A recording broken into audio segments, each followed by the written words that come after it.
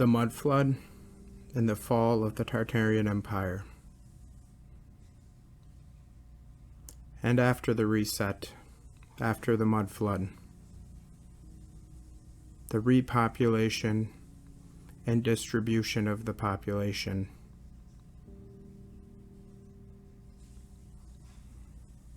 That'll be the topic of tonight's video. A repopulation of a realm after a reset. And as I just browsed through a slideshow of some of my latest findings of our buried history, I often wonder, one of my questions I get asked a lot is, where did all the people go? And I feel if you look at some of the catacombs, like the catacombs of Paris, with over 1 million bones creepily arranged, as well as the catacombs in Rome, you can begin to find an answer of at least somewhat to that question of where did all the people go. But in particular, you had a realm devastated after the cataclysmic event that buried so much of this.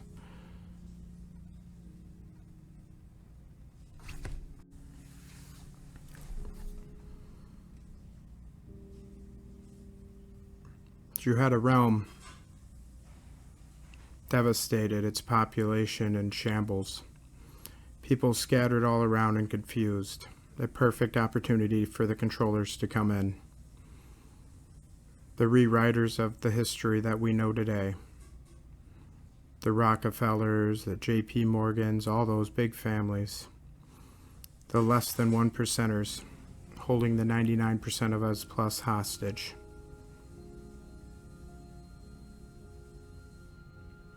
And then you see not only in the late 1800s an unburial of this realm after the reset, but a repopulation. Particularly the orphan trains, which they tell us started between 1854 and 1929, a relocation of over 250,000 children.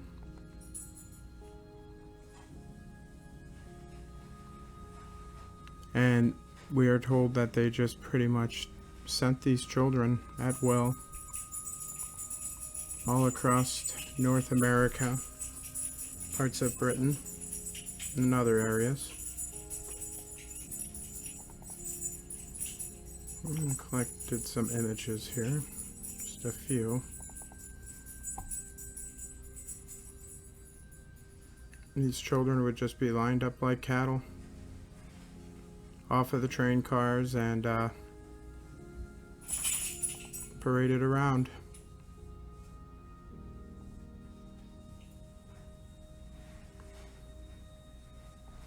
And with these orphan trains, before that even, you had these baby incubator exhibits at the World's Fairs in places like Coney Island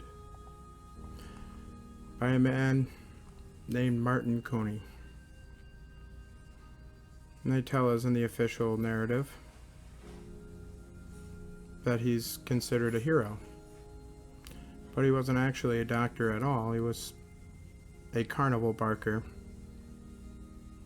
that somehow decided to come up with a baby incubation system and built a incubator exhibit because the hospitals at the time would not give this man a time of day. But for the cost of $75,000, $1.4 million today, they say. And this man, we're told with no medical experience, this is what he did with that $75K.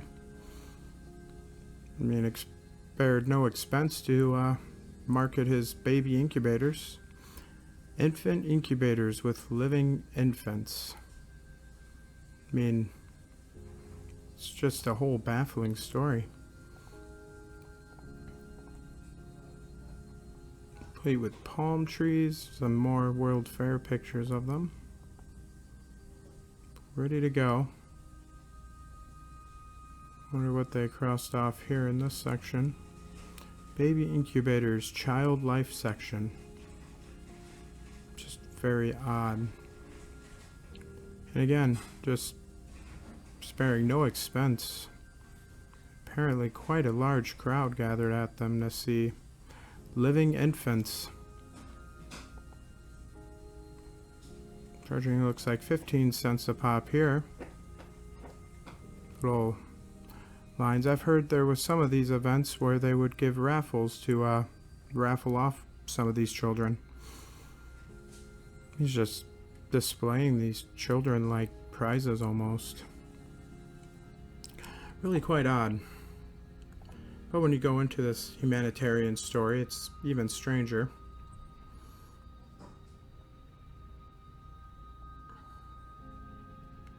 Something he jokingly attributed to a lifetime of bending over babies. That's nice.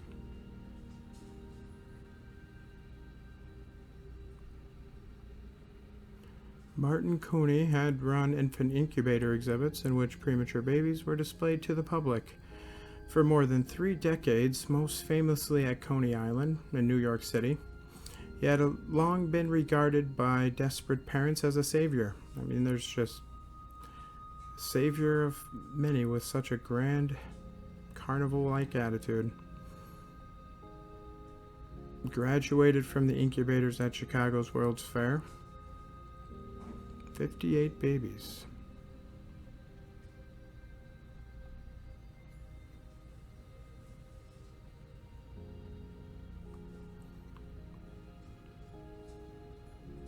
Yeah, I would imagine the sideshow setting would draw some controversy, but it never stopped him apparently, and he made quite a big bit of money.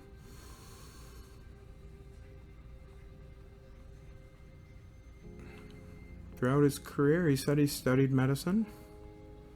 However, no one could find any evidence of that. But these parents were just desperate to give up their children to him.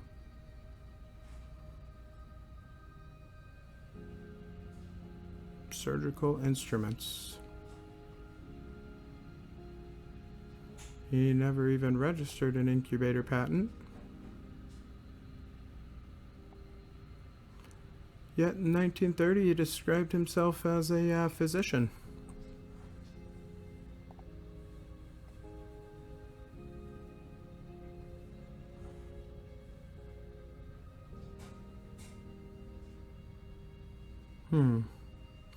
Just a very baffling story. A baffling man. But he went on to save thousands of children that the hospitals would say left for dead. Claimed he saved around 6,500 children. And where were those parents? Were we that big of a state back then? Did America even have that population, have that many premature children?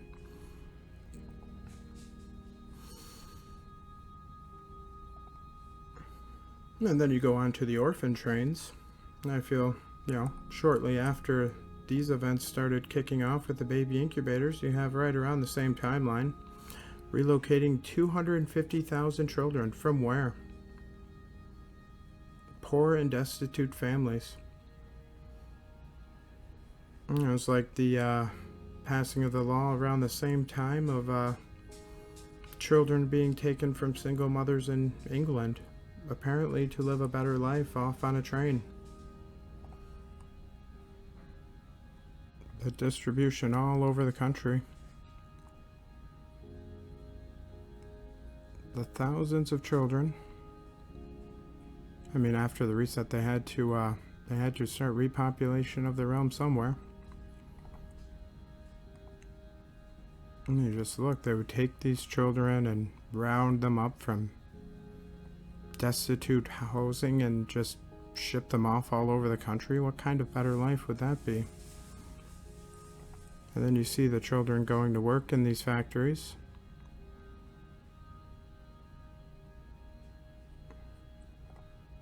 As after the orphan train to go ship off to better lives, you also had the child labor.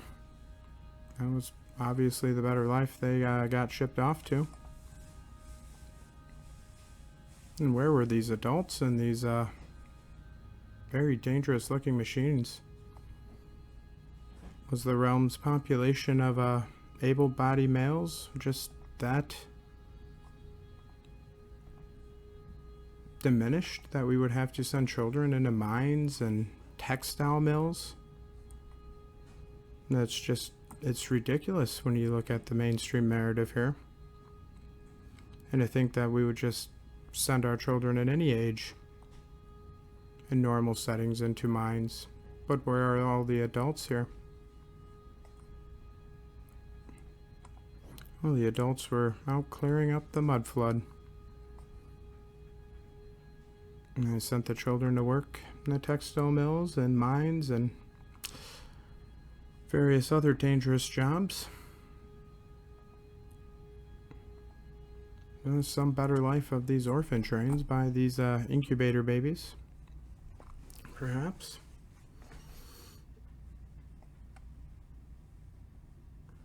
But this is one of the finite details often overlooked in this mud flood theory. Where these children came from. The baby incubators at these world fairs. And I think that that's just one of the outlandish, crazy exhibits they'd have at these world fairs. It's not even touching in this video the zoo of people, and not to mention all the brand new, never before heard inventions that they'd always rolled out.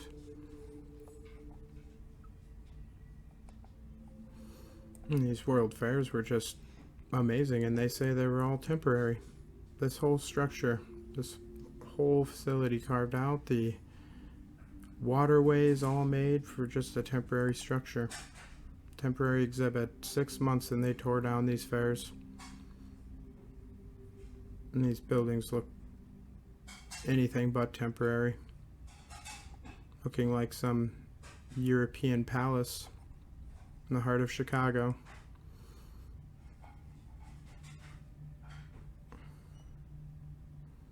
I think these are, like I said in this video here on my TikTok, the display of the conquest of our realms. And then the repopulation of them.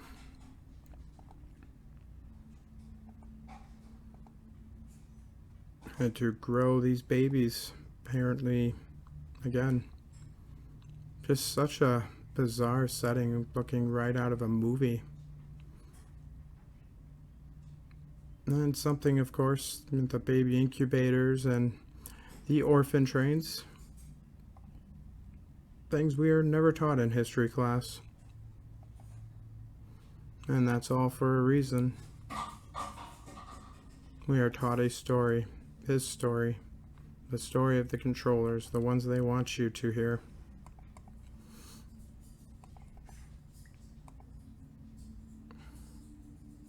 And look at the crowd lining up.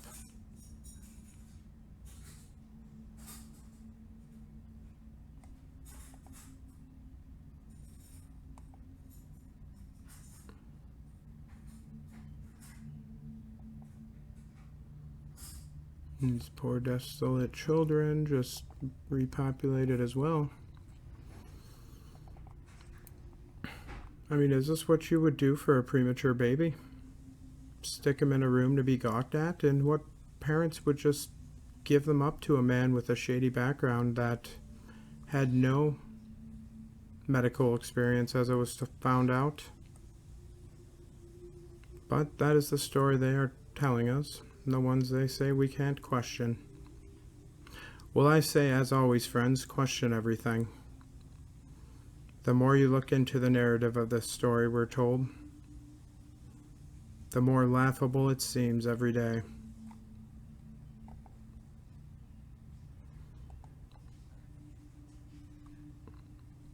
And I hope you guys like this video.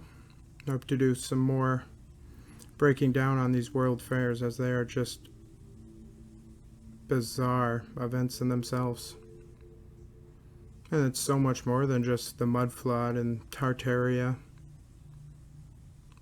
But that is just a great surface topic to start with, this hidden history stuff of ours. I focus a lot on those topics on my videos because, as you can see, the mud flood is quite literally realm wide. And none of these buildings look ground floor level. You can just see this one sunken, very much so mud flooded. Mud flooded shops right here. Making no sense to build buildings like that in those days. And this archway, melted, damaged bricks. There is much to cover in this realm from what they hide from us, friends. And I hope to see you all next week, and I appreciate all the support you've given my channels. If you haven't, like, comment, subscribe. Let me know what you guys would like me to cover next week. Check out my other channels, as always. My main TikTok page right now, the one that's not shadow banned, the Dr. Regenerated. And you can check out my link in the bios of many of my pages to see all my sites, any donations. Never have to donate at all, feel obligated in any way to, but I am a one-man army, and I appreciate any and all support, suggestions, and tips. And until next time, friends, question everything.